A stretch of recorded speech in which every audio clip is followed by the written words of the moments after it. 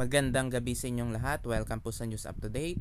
Ang topic po natin ngayong gabing ito ay tungkol po sa multi-asset solution at CCO Media. Kasi ang multi-asset solution po ay tumaob na. Pero yung nagpapakilalang CEO niyang multi-asset solution na si Julie Vergara ay nangangako na may version 2 daw yung multi-asset solution. So may part 2 daw dun sa panloloko. Alam naman natin yung mga part 2 na yan ng mga companies ay tataob din. Kasi nga kung yung part 1 ay tumaob, sigurado yung part 2 o yung version 2 ay tataob din. Ang isang topic pa natin ay tungkol nga sa CCO Media. Kasi 'di ba, nag-offer nga sila na yung 10k mo daw ay gagawin nilang 1M. Pero konti lang yata ang nauto nila dun sa papromo na yon dahil halatang halata naman na scam, 'di ba? Yung 10k mo magiging 1M sa loob lamang ng isang araw. Doon pa lang po mga kababayan, alam na natin yan ay exit scam na ng CCO Media. Kaya konti lang siguro ang nauto nila, kaya nagpa-promo pa sila at nagbawas pa. Imbis na 10k, 3k na lang daw ang kailangang bayaran ng mga members para nga daw maging 1M yun or 1 million pesos. Alam naman natin na talagang booking na yung modus ng CCO Media at patakbo na yan. Yung Facebook group na multi-asset solution ay pinalitan na nga ng pangalan, ginawa ng JBF at Gains Philippines founder. So dyan pa lang po alam na po natin, taga-scam na scam nga yung multi-asset solution kasi nga nagpalit na nga sila ng Facebook group name. Tapos wala na rin silang payout. At yung ipinalit na pangalan ay mga scams din, katulad nga ng JBF, 'di ba? Tumaob na rin 'yan. At yung Gains Philippines ay isa ding trading scam. So mga kababayan, halatang halata naman na mga scams yan. Kaya nga dapat wag na kayo sumali dyan sa mga investment scams na yan. Dahil mari sa umpisa, padamahin kayo, bigyan kayo ng payout. Pero alam naman natin, sa huli, tatakbuhan kayo niyan. Pero itong multi-asset solution ay meron pang panibagong gimmick. Dahil nga sila daw ay magkakaroon ng version 2. So basahin natin yung pangako ng kanilang CEO. Nag-announce yung CEO ng multi-asset solution na si Julie Vergara na meron na nga raw version 2 yung multi-asset solution. At i-add lang daw doon sa GC yung mga version 2 members na meron ng active plan para nga sa version 2. At yung nag-avail lang daw ng version 2 ay tsaka lang daw maire-release yung funds para nga sa version 1. Alam naman natin na talagang Ponzi scam yung multi-asset solution. Siyempre, binobola niya yung mga potential investors, pati na rin yung mga nag-i-investors niya noon. Doon nga sa version 1, para nga magpauto uli at sumali naman sa version 2. Para nga daw makuha yung payout. Pero alam naman natin na malabo na yan. Kasi siyempre, alam na nung iba na scam yan. Bakit ka pa sasali? At siyempre, ang gagamitin lang na pang payout doon sa version 1 ay yung makukuha niyang additional doon sa version 2. Baka kasi konti lang yung sumali sa version 1, kaya ayan, tumaob na. Kaya gumawa pa siya ng version 2. Mga kababayan, siguradong tataob din yung version 2. Kaya umiwas na po kayo dahil scam din po yan. Kung yung version 1 nga ay tumaob, lalo na po yung version 2. Kaya umiwas na po kayo dyan sa multi-asset solution kahit na yan pa ay version 2, version 3 o kahit na ano pang version, dahil sigurado tayong scam yan. At ang isa pa nga na nakapag-booking na scam talaga yan, multi-asset solution na yan, ay itong gamit na Facebook account ni Julie Vergara.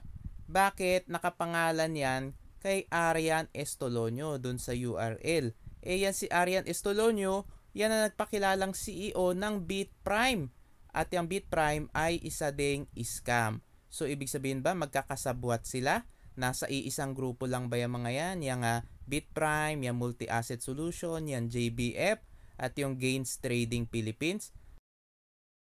Kaya nga mga kababayan, umiwas na po kayo dyan sa mga too good to be true na mga investment offers. Kasi magkakasabwat po yan at papadamahin lang kayo sa umpisa. At siguradong tatakbuhan kayo niyan. Laging ganyan po ang modus. Yung mga CEO, nag-Facebook Live, nagsusum, may mga pa-promo, pero pag naabot na yung quota o kapag konti lang yung sumasali, ay tatakbuhan na po kayo niyan. Lagi pong ganyan ang ending ng mga companies. Marami nagsasabi, iba daw sila, legit daw sila, meron pa dyan, nagpapakita ng dokumento. Pero iba naman, yung mga pinapakitang dokumento ay peke, kaya nga kailangan mag-verify muna kayo. At dapat meron ding secondary license kasi kadalasan sa mga companies, ang pinapakita lang ay primary registration. Hindi po yun sapat kapag nanghihingi ng investment sa publiko. Dapat meron munang secondary license. Ang isa pa nating topic ay tungkol dito sa CCO Media na patakbo na rin. So itong CCO Media Philippines ay puro nga mga pa-promo na, 'di ba? Yung una nga 50% daily income daw, tapos may buy one take one, tapos yun daw 10k mo o 10,000 pesos ay magiging 1M o 1 million pesos. At dahil nga siguro na konti lang yung nauto nila doon sa 10k ay magiging 1M, ay nagpa-promo pa sila. May 70% off pa raw yung kanilang investment package na yon, yung million jackpot na investment package. Yung million jackpot daw na investment package ay limit lang daw sa 10 at ang cycle lang daw niyan ay 1 day. So imbes daw na 10k ay 3k na lang at magiging 1 million daw yan sa loob lang ng isang araw at limited daw sa 10, so pwede ka daw bumili ng hanggang 10. So, pwede kang gumastos hanggang 30,000 pesos at syempre, ang kikitain niyan ay 10 million pesos. So, doon pa lang po mga kababayan, alam na alam natin isang scam yan dahil napaka-imposible naman na maibigay yung 1 million pesos sa investment na 3,000 pesos. Kahit siguro abutin pa yan ng 10 years, ay malabo pa rin yan kahit nga yung 10,000 pesos. Kahit na maghintay ka pa siguro ng 10 years sa pag-i-invest doon, baka hindi pa rin yan abutin ng 1 million pesos. Kaya yung offer ng CCO Media ay talagang halatang halata na isang exit scam. Alam naman natin na patakbo na yan kasi nga na-booking na nga ang modus nila. Diba, sarado na yung opisina ng CCO Media Philippines sa BGC kasi nga na-raid na yon ng NBI. At na-issue na rin ng SEC advisory yung scam na CCO Media. So talagang booking na ang modus nila at alam na ng marami na talagang scam yan. At puro na rin pa promo, so sigurado tayo na nalalapit na talaga yung pagtakbo ng scam company na yan. Mga kababayan, dapat po maging maingat tayo sa mga papasukin nating investment. Dapat po mag-research muna bago kayo sumali. Huwag kayo basta-basta sasali. Huwag kayong magpapahype doon sa mga pangakong kitaan nila. Dahil karamihan talaga dyan sa mga scam companies ay talaga napakalaki ng pinapangakong kita. Katulad nga dyan sa CCO Media na merong 50% daily, meron pang yung 10k gagawing 1M o kaya yung 3k gagawing 1M. Doon pa lang po mga kababayan, yan ay talaga makikita nyo na isa talaga scam yan CCO Media at yung mga kasabayan din yan na mga scam companies ay taob na rin. Basta po mga impersonation scams katulad po niyang CCO Media na nanggagaya ng pangalan ng isang legit na kumpanya sa ibang bansa ay sigurado pong scam yan. Katulad din nung Goldman Sachs, 'di ba? Yung peking Goldman Sachs wala na rin. Yung peking Dairy Farmers of America ay wala na rin kasi yan po ay mga impersonation scams, kaya nga kailangan maging maingat tayo. Dapat po yung sasalihan yung investment, dapat po meron niyang secondary license.